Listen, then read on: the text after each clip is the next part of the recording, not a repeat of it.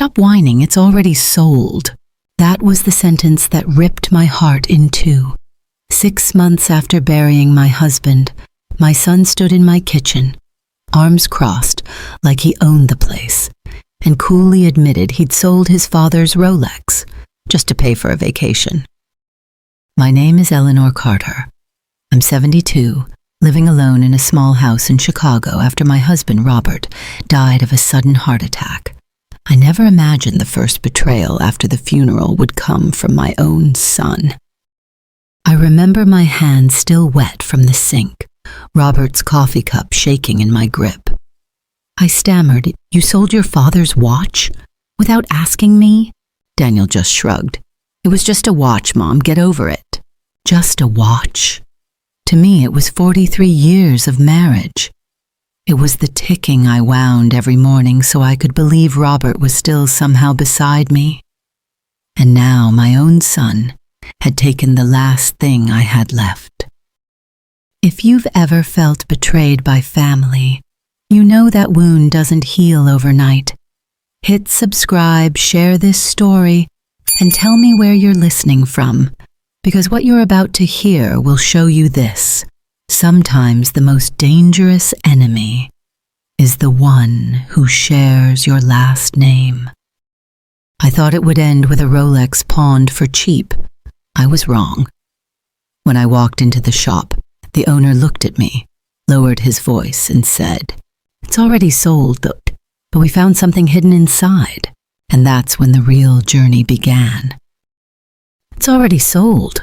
Those 3 short words rang through my little Chicago kitchen, like a knife twisting straight into my heart.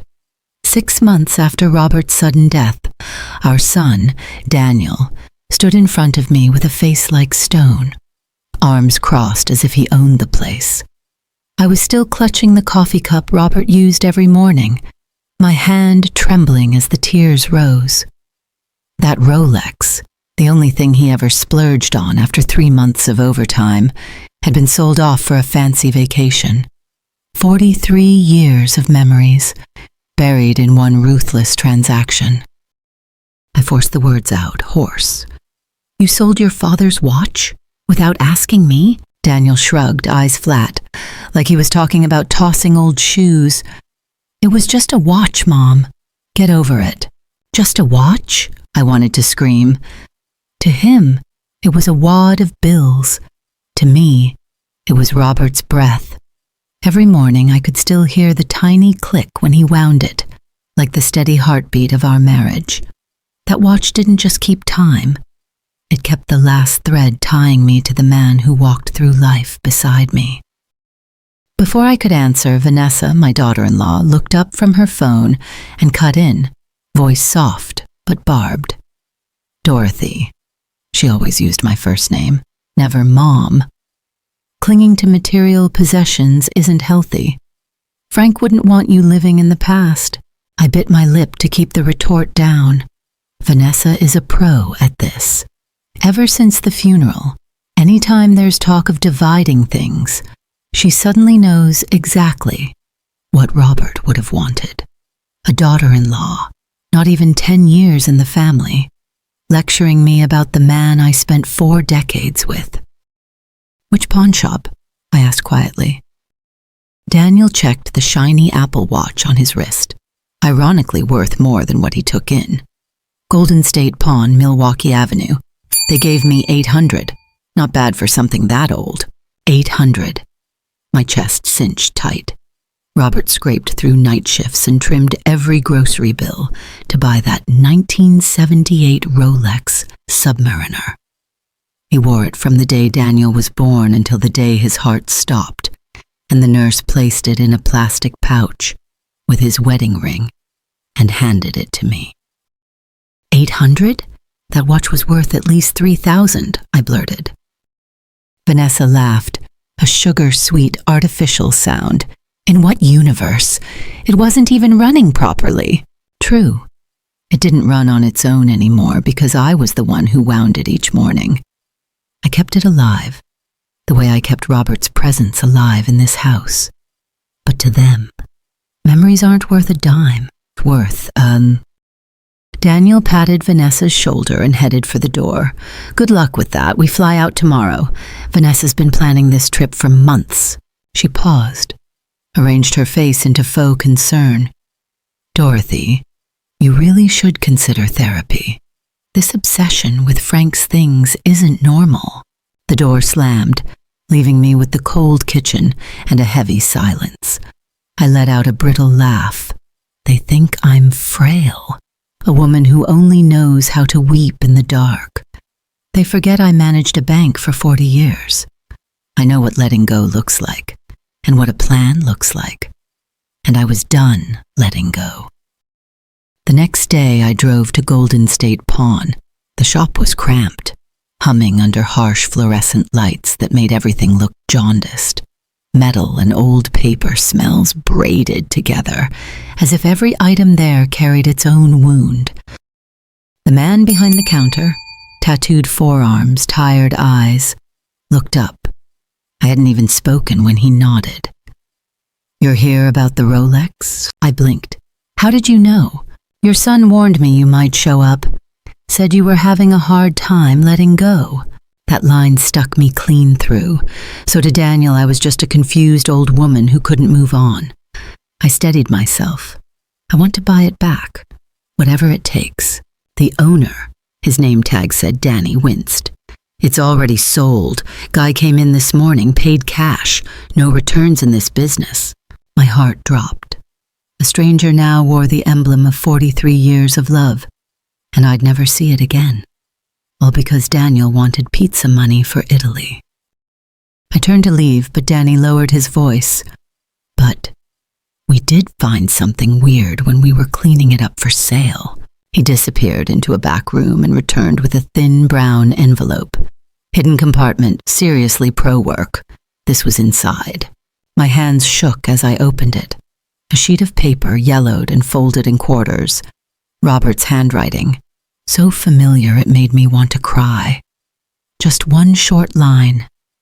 Eleanor's birthday, July 15th, 1955, the day I knew I'd marry her. Beneath it, a string of letters and numbers. I went still. Robert had hidden a secret on his wrist for 43 years and never breathed a word. Danny peered over, voice low. Do you recognize those numbers? I shook my head, but a strange certainty stirred. That sequence wasn't random. It looked like a code, a key to another door. I folded the note, slipped it into my bag, and stepped out of the shop. In my ears, Danny's last words tolled like a bell. Oh, it's sold, but we found something hidden inside. And from that moment, I knew my journey had only just begun. In my hands was a yellowed slip of paper, creased by time, but Robert's handwriting was still sharp and steady, like his old breath against my cheek. My heart pounded, each beat heavy in my chest. Robert, the man who pinched every penny, who saved supermarket coupons and patched the same coat for years, had left me a mysterious note hidden inside his Rolex. If he hid this, what else had he hidden in a life that always looked so simple? I set the envelope on the kitchen table. The letters and numbers stared back at me, like symbols from an ancient book I'd never learned to read. SS 44457, CH 815DS. I didn't know what they meant, but they felt like a code, some secret Robert wanted me to find. I spent the whole evening alone in the living room. The desk lamp threw a tired gold over the stacks of files I'd pulled from the oak cabinet. Tax returns, bank statements, insurance papers. Robert kept everything neat, meticulous the way he paired his socks, never a seam out of line. I leafed through page after page until my eyes burned, but nothing matched the sequence. No account number. No policy. Nothing. I exhaled. Maybe it was just one of Robert's private jokes, a love note tucked away to surprise me. But my gut wouldn't let it go. That string of characters kept knocking, insisting I open a door I'd never known was there. Close to midnight, I sat at Robert's desk. The room still smelled faintly of oak and coffee, as if he'd only stepped out that morning. I opened my old laptop and typed the characters into a search bar. Hundreds of useless results flooded the screen. Then, when I entered the string exactly as Robert had written it, a strange link appeared. An international bank, discreet name, glossy website, not the kind people talk about. My hand trembled as I hovered over a field labeled client number. My heart kicked like I was about to be caught doing something wrong. I copied the sequence, one character at a time. SS4457 Key HO815DS. The cursor blinked. I took a breath and hit enter. No rejection. The page opened. Across the screen, valid account number. I clutched my chest, breath hitching. Robert really did have a secret account. All those years, and he never said a word. I tried a password. Our wedding date. Wrong. My real birthday. Wrong. Our street address. Wrong. I let out a dry laugh. You're good, Robert. Challenging me from the grave. I looked back at the slip.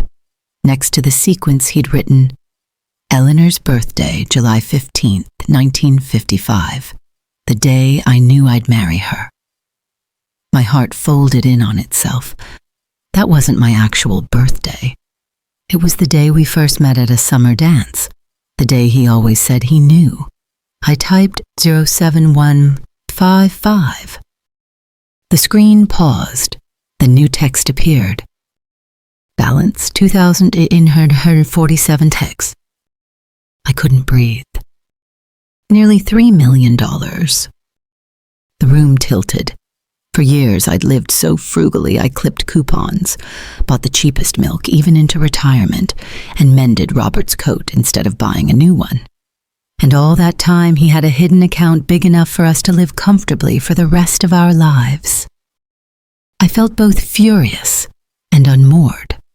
All those nights I lay awake wondering if we could cover the utilities. Robert let me worry while he kept a fortune out of sight. Why? Why didn't he tell me? Why let me shoulder the fear when he could have freed us with a single confession? I flipped the page over, tracing the familiar strokes. The day I knew I'd marry her. Tears broke loose. Robert wasn't a man of petty secrets. If he hid something, the reason must have been heavy enough to carry to the grave. Questions stacked up. Where did the money come from? Who was it for? And why leave the breadcrumb for me inside the very Rolex our son had ripped away? The answers weren't in the files I'd torn through. They lived somewhere in the years I never asked about. Or worse, was never allowed to know. I closed the laptop and hugged the note to my chest. The wall clock ticked, but in my ears it beat like a war drum. One thing was certain. From that moment on, my life wasn't just about being a mother, a wife, a widow. I had become the sole keeper of a secret that could change everything. I drew a long breath and wiped my eyes. Part of me wanted to hit delete and pretend I'd never seen the number, but the other part, stronger, whispered, Eleanor, find out. Robert trusted you. He left you the key because he wanted you to open the door. I stood and looked around the room, picturing Robert there, hunched over, writing, guarding this secret for 4 decades. I murmured, if you left me this game, Robert, I'll play it to the end. Outside, the Chicago wind scraped the window panes, winter hard and warning. I tightened my grip on the paper, feeling its weight, not just digits, an omen of a storm. I leaned back, heart still racing. I never imagined a widowed woman in a modest house would suddenly be staring at a balance of nearly $3 million. But what stole my breath wasn't the figure. It was the question that haunted the room. Did Robert keep this to protect me or to protect himself? And if he was this afraid, then who exactly was the enemy he'd been warning me about? I opened the folder on the screen, my hand shaking like it no longer took orders from me. Among the dozens of files Robert left behind, there was one video, simply titled, "For Eleanor." I took a breath and clicked. The screen brightened and his face appeared. Robert sat in his familiar little office, the room where he'd stay late to audit the books. But this time, his eyes weren't the eyes of a man tired from work. They were heavy, carrying a nameless fear. He looked straight into the lens and let out a quiet sigh. "If you're watching this, Eleanor, it means Daniel has made his move." My hand fell to my lap. The words hit like a hammer. Robert had known this day would come. He was looking at me through the screen, but I could see he was staring down a father's grief. The grief of the son we once cradled, now turning into a threat. He paused, then went on. "There are things I never told you. My father left me something when he died, back in 1981. Not the little inheritance you knew about, the one that paid off our mortgage, but something else. He called it an emergency fund. He wanted me to protect it, to use it only if our family was ever in real danger." I heard my own breathing quicken. In 43 years of marriage, Robert never once mentioned a secret fund. I remembered the day his father died. Robert just held me and said, "At least he left us a stable roof over our heads." I believed him. Turns out there was an iceberg under the surface. Robert continued. "I invested it carefully, slowly. Every dollar was accounted for. Over the years it grew, not because of luck, but because I was patient. I hoped we'd never need it. But lately I've seen signs, and I'm afraid the danger my father feared is no longer just a theory." He stopped and rubbed his eyes, the familiar gesture whenever he faced a hard problem. In every crease, every breath, I could see he'd been carrying this weight for years. "Eleanor," he said, voice dropping, "I kept it from you not because I didn't trust you, but because I needed to keep you safe. The less you knew, the safer you were. But if Daniel is pushing you, if he's making demands, then the danger is here. That account, those numbers, they are your shield now. Use them. Protect yourself. Protect what we built." I covered my mouth as tears fell like a late rain. Robert hadn't hidden this out of contempt. He believed I'd be the last one standing when the storm hit. He chose me to be the keeper of the secret. But that phrase, real danger, he said it more than once and never explained it. A chill ran down my spine. Robert wasn't the type to exaggerate. If he said real danger, he'd seen something dark waiting. The video went on, his gaze softening. "I wanted to tell you so many times, at dinner, on walks, but every time I looked at you, I couldn't put that weight on your shoulders. I told myself, not yet, maybe never. But if you're watching this, then never has arrived."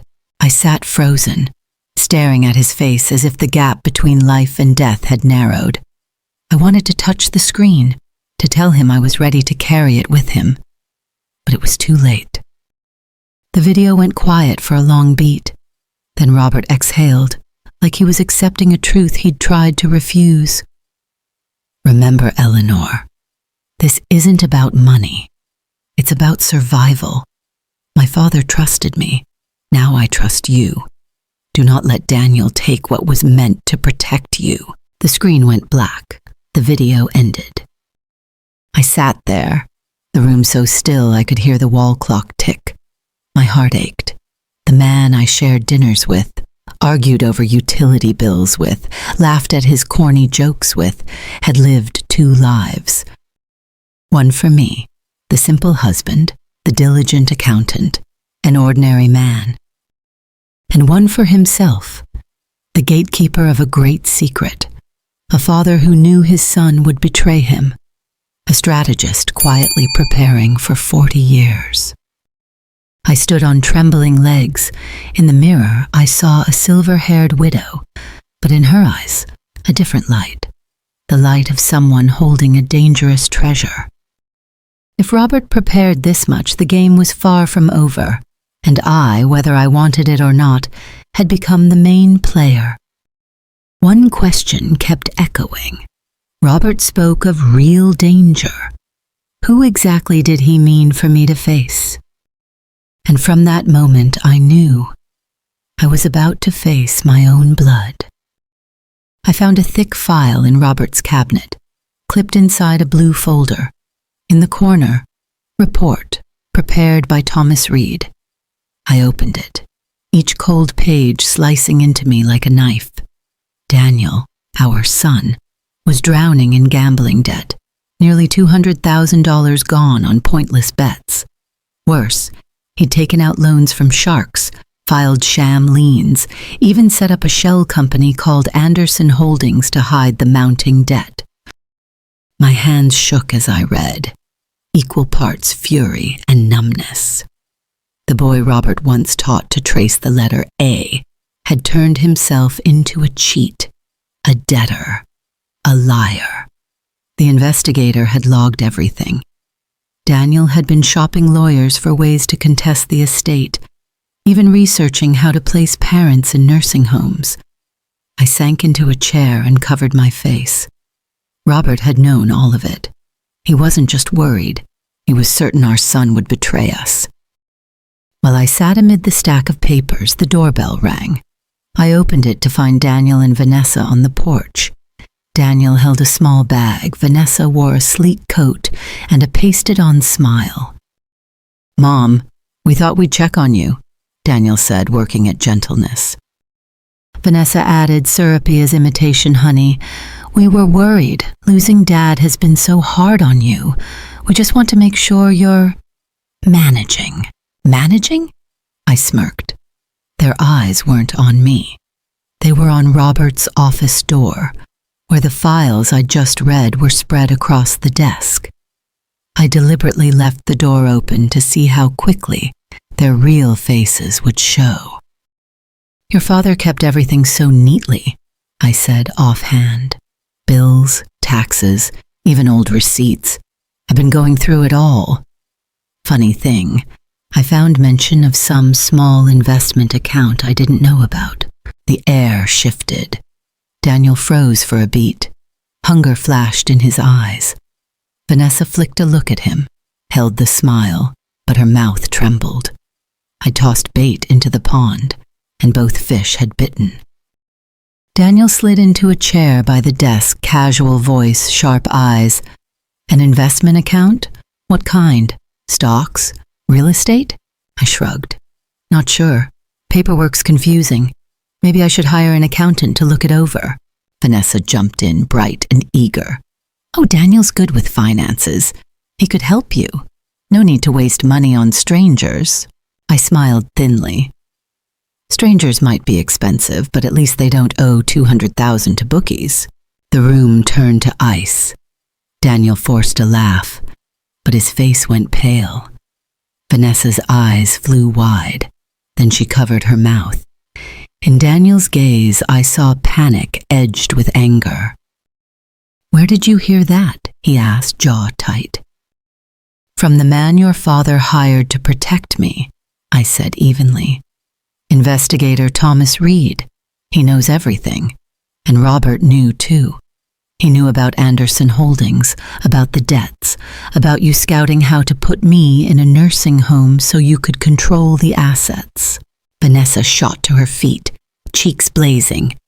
"That's ridiculous. You're imagining things. Daniel would never—" I cut in, eyes on my son. "Your father knew everything, Daniel.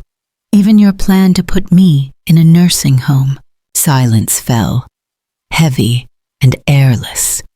Daniel's mouth hung open like a child caught stealing cookies, only this wasn't a cookie. It was my life. Vanessa stood rigid, knuckles white around her handbag. fury burning in her eyes. I didn't blink. I'd cried enough. It was time they learned I wasn't the fragile woman they'd counted on. Daniel dropped his gaze and exhaled. Vanessa tugged him toward the door.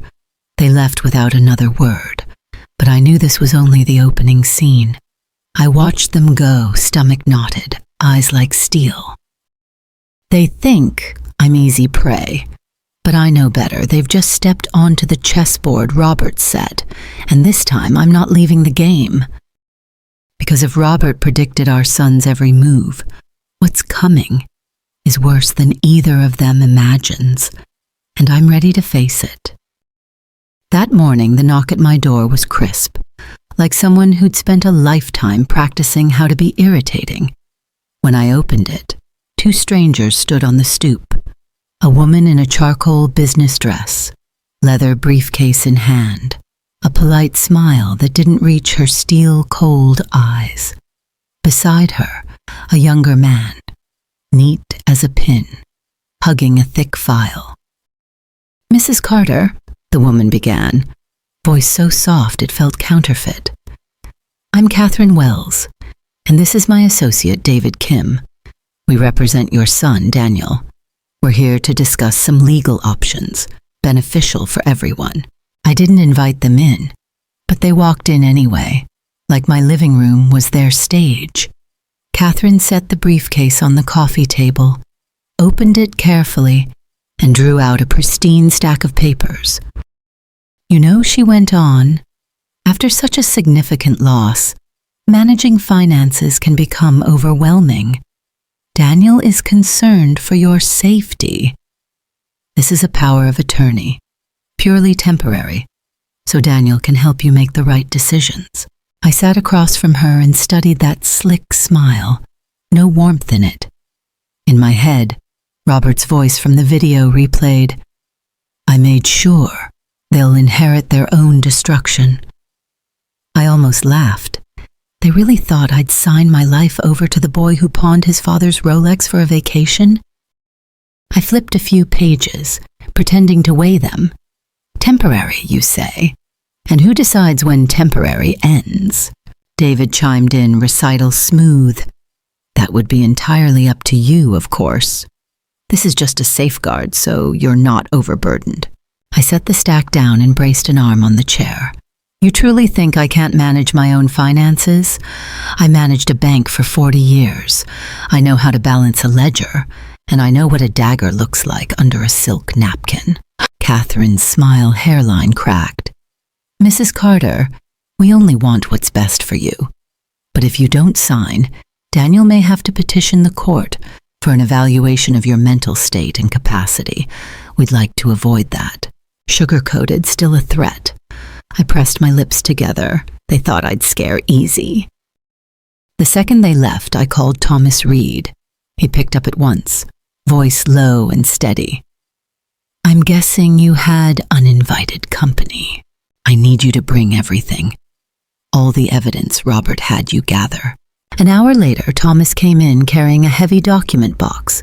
He set it on the table and lifted the lid. Files, photos, recordings. He slid a report across to me. "Here's proof Daniel borrowed from at least 3 different loan sharks, close to 200 grand total. These are photos of him at an out-of-state casino, taken 3 months before Robert's funeral. And this," Thomas pulled another packet, "is a recording of Daniel and Vanessa right here in this kitchen, discussing how to put you in a nursing home to get access to your assets." I took the transcript, the cold settling in under my skin. Hearing my son's voice on that recording, I felt something both familiar and utterly foreign. Not the boy who gripped my hand on the first day of school, the voice of a planner, a cold one, ready to bury his mother alive for cash. Thomas went on, "And here's the registration for Anderson Holdings. It's a shell, no real operations. Daniel's been using it to move money and hide debt. It's all documented." I let out a dry laugh. Robert was right. He knew Daniel would dig his own grave. My job is just to give him the push at the right moment. Thomas nodded. What do you want to do? We can keep it quiet and bargain, or we can file it all with the court. I closed my eyes and saw our life. Robert quietly preparing for this day. Me swallowing Vanessa's barbs. Daniel turning into a stranger. One thing was clear. I was done being the trembling mother. I was the one holding the scales now. I opened my eyes and looked straight at Thomas. My voice dropped, each word etched into the air. File everything. Let the court see what my son planned for me. And in that moment I knew the real fight was only just beginning. That morning I made myself a black coffee and sat by the window like always. What I saw outside was anything but ordinary. 3 black SUVs rolled to a stop in front of Daniel's house. Doors swung open, and teams in jackets stamped with 3 very familiar letters poured out. FBI. They moved like a programmed unit. No hurry, no hesitation. Daniel's front door opened. Bankers' boxes, computers, even a small safe were hauled out and loaded into the trucks. I lifted my cup and took a sip. The bitter I knew so well tasted sweeter than it ever had. I stayed put and watched, not with cheap glee, but with a hard kind of relief. Robert left the evidence. Thomas Reed filed it. Daniel dug the hole, and now the FBI was just dragging it into daylight. My phone buzzed across the table again and again. I let it rattle for a while before picking up.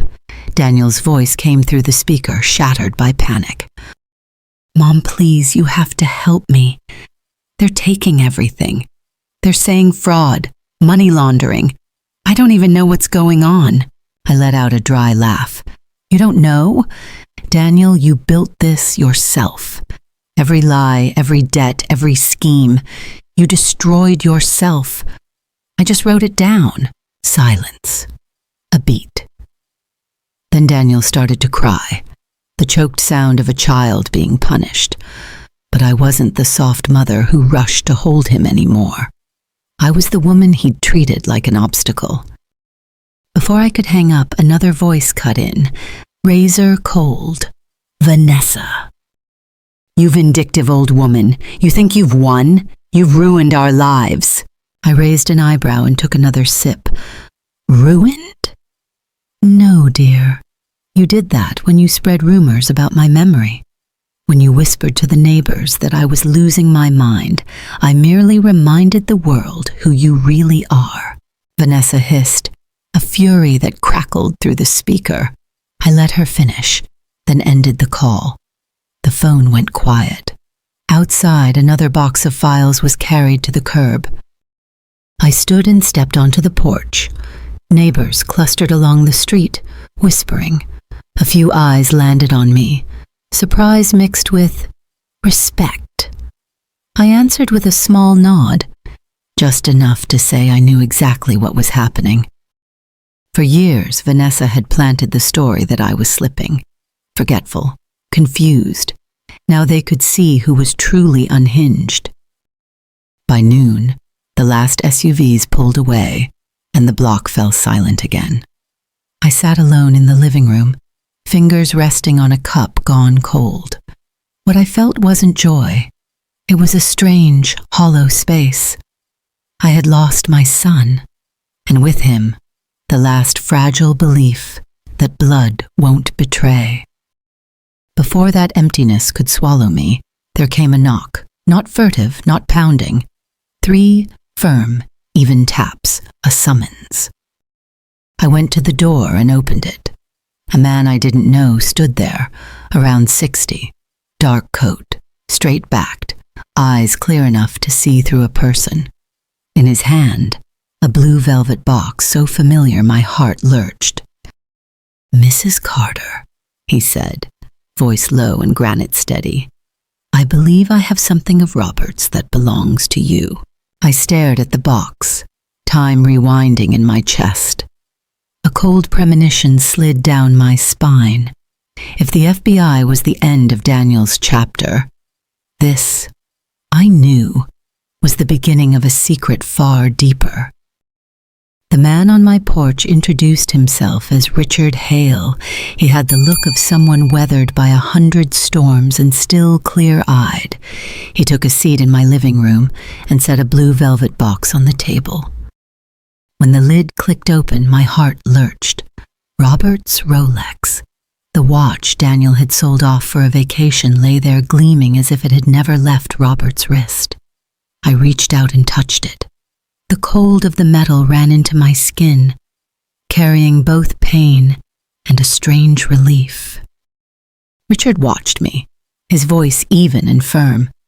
"Mrs. Carter, Robert hired me 20 years ago. He wanted me to keep an eye on certain things and step in if necessary. When this watch turned up at a pawn shop, I was alerted immediately. I tightened my grip on the Rolex, moved, and bitter all at once. Robert hadn't just hidden money. He'd also hired a former agent to keep tabs on our son. He'd built a plan so thorough it felt like he'd seen the future." Richard went on. "Robert didn't just entrust me with the watch. He said that if Daniel ever went too far, you'd need the whole truth." He pulled a tiny screwdriver from his pocket. Flipping the watch over, he twisted a few times, and the metal back popped free. Inside wasn't just the slip of paper I'd seen before, but a slim cavity. With tweezers, he drew out a black memory card no bigger than a fingernail. I stared at it the way you stare at a blade hidden in a velvet box. Richard slid the card into his laptop. Dozens of folders appeared, neatly dated. I opened an audio file with trembling fingers. Daniel's voice came through, clear and cold. "If we can get Mom declared incompetent, everything falls to us. She won't stand a chance." Vanessa's voice followed, sweet as fake honey. "I've already told the neighbors she's forgetting things. It's working. They believe she's slipping." My stomach knotted, and yet part of me almost laughed. Robert, the quiet man, had turned our home into a stage rigged with traps. He'd let our son and daughter-in-law perform their betrayal while he recorded every line from the dark like a director. Richard opened a photo folder. Shot after shot flashed by.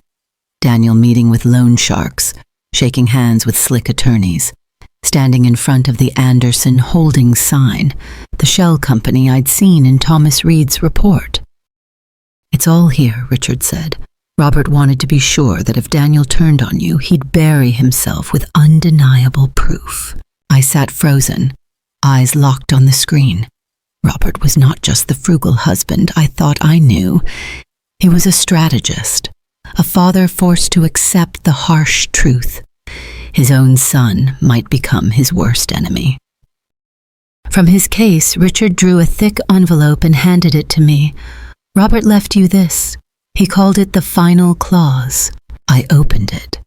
Inside was a legal document dense with text, one section bolded, Robert's signature slashed across the bottom.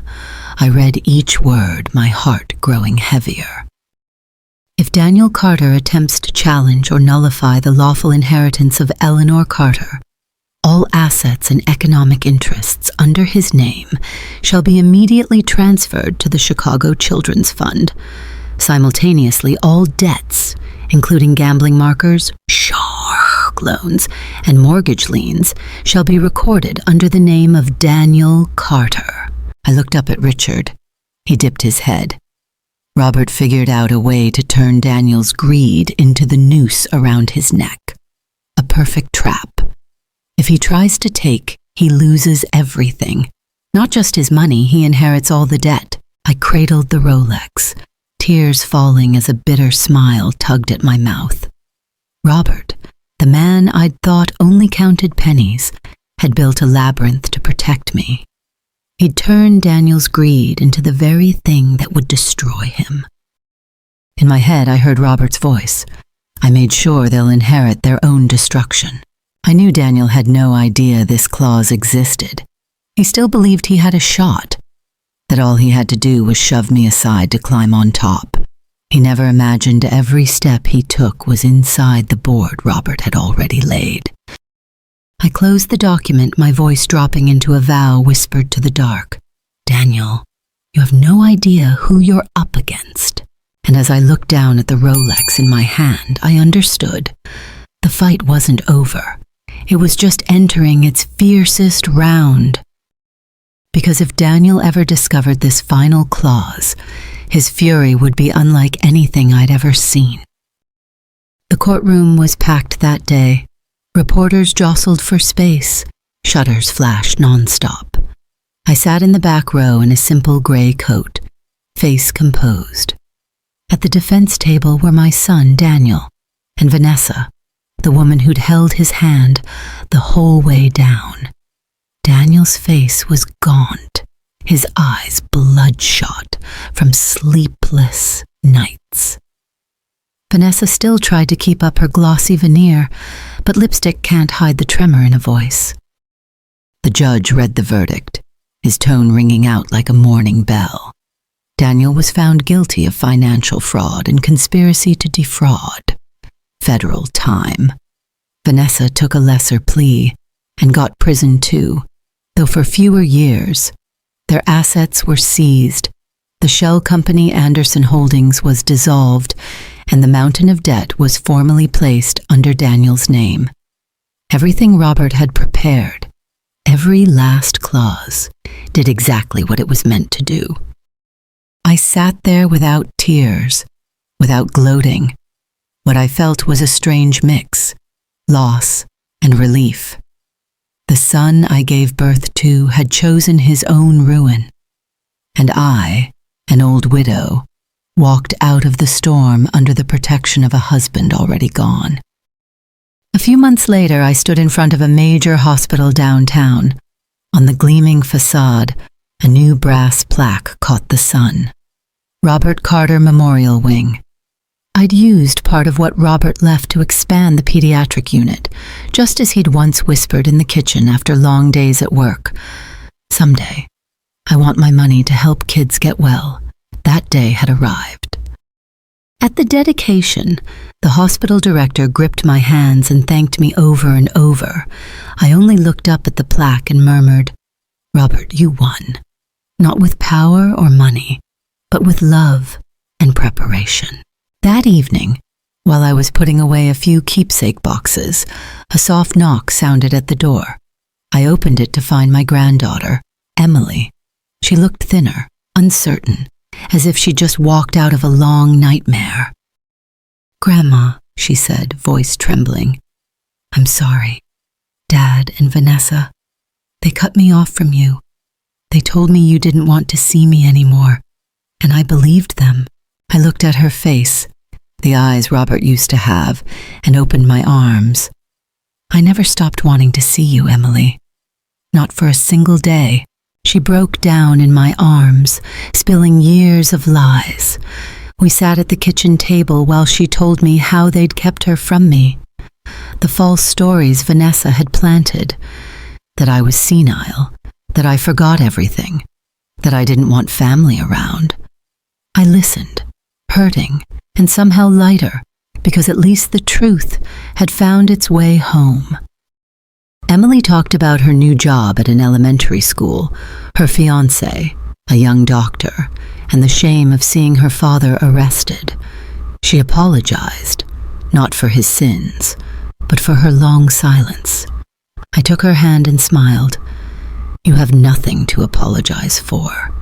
We've all lived in the shadow of lies. What matters is we found each other again." Late that night, after Emily left with a promise to visit every week, I sat on the porch and watched the lake shimmer with city light. On my wrist, Robert's Rolex kept steady time. The hands moved slowly, surely, reminding me that there's still time and that love doesn't die when a heart stops. I lifted my wrist and studied the familiar face. A sentence rose in me I never imagined I'd say. Some people search all their lives for proof of love. I wore it on my wrist for 43 years, and it's still ticking. I leaned back and let the night breeze comb through my gray hair. The battle was over, but my journey wasn't. In each tick, I heard another reminder. If Robert prepared this much to protect me, he surely left doors I haven't opened yet. And I knew this story may not be at its final chapter. If this story touched your heart, make sure to like, share, and subscribe. Every click helps us bring more powerful stories of empathy, justice, and silent strength to life. Your support is what fuels this journey. Let's keep standing together and rising higher one story at a time. Stay safe and inspired.